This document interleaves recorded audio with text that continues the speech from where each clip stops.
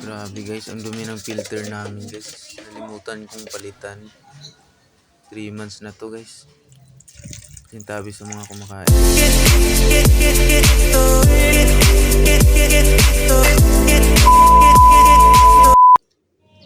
Ayun guys, papalitan natin yung filter natin.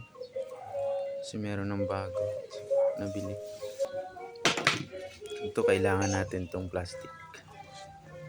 I-off muna natin yung check valve at pipindutin natin tong red na button na to guys para ma-low yung mabawasan yung pressure ng tubig. Saka natin babaklasin ito. Okay, so gagamit tayo ng plastic. So tatanggalin na natin o babaklasin na natin itong plastic na kulay blue. Iikot natin ito guys sa bandang kaliwa kung tatanggalin natin. So ayan. So okay pa naman siya. Okay pa naman yung tubig guys.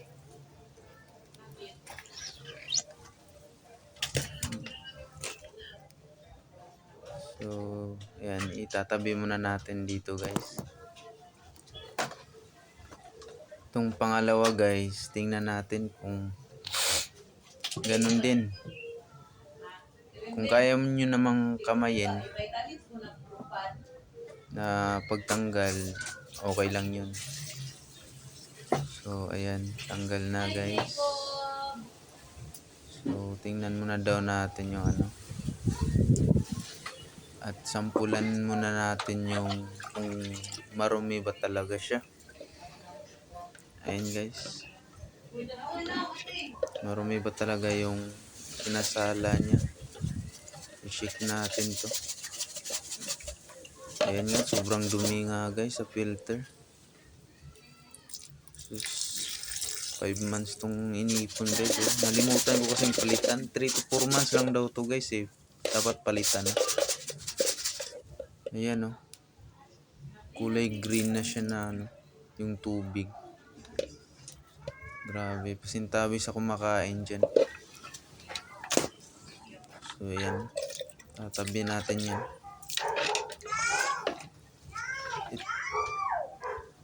Itong pangatlo, ipihit lang guys. Kung kaya nyo namang kamayin, okay lang. So ayan, tanggal na. Malinis naman ang tubig guys eh.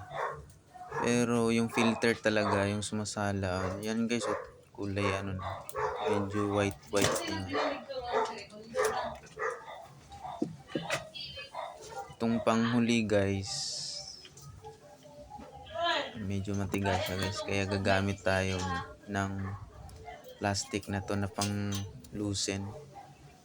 So ipihit natin pa kaliwa. Ayun. Sobrang tigas na guys. So, kung maghigpit kayo nito guys, kailangan medyo ano lang, hindi masyadong higpit guys kasi mahirapan din kayo.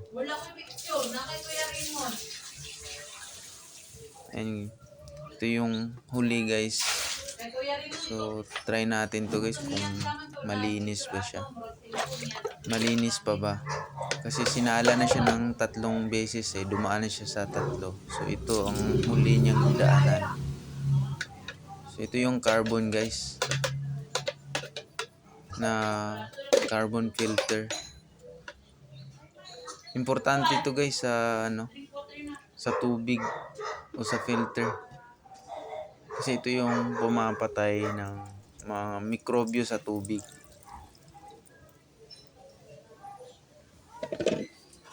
So ayan, malinis naman siya guys. So ayan, hugasan lang muna natin yung mga blue. I-disinfect natin tapos papalitan natin ito ng bago. So ayan, disinfect ko na ito guys. Babalik na natin guys. Ang unahin natin guys itong carbon. So ito yung huli guys ha. Papunta doon sa bahay nyo, hindi doon sa main. So ito yung carbon na pumapatay ng mikrobyo or mga substances sa tubig. Siguro yung hindi tayo magpahipa, ganun. Ayan, isakto nyo lang sa gitna guys. Isakto nyo lang, tapos isakto nyo rin paglagay doon sa filter. Meron naman siyang guide guys eh. Tapos pakanan yung higpit niya guys. So ayan, yung pangalawa ganun din.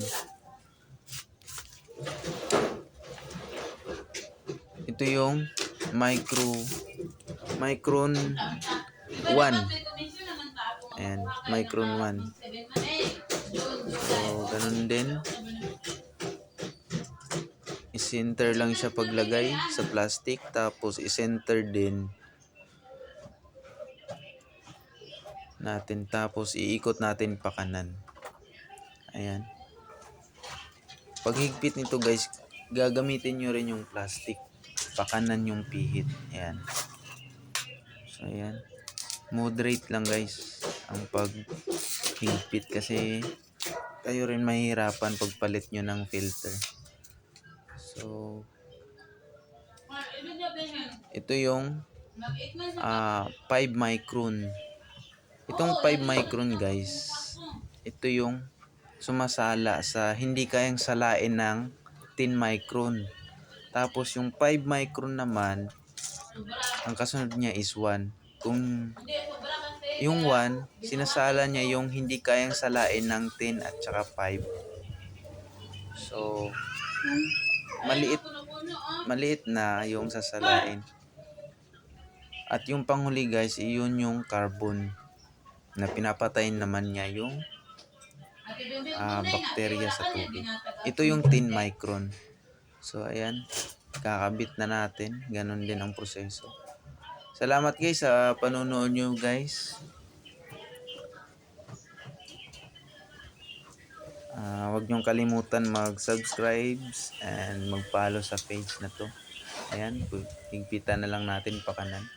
At pwede na nating i-on kasi may naligo na may pasok daw siya. Kaya yan, let's on.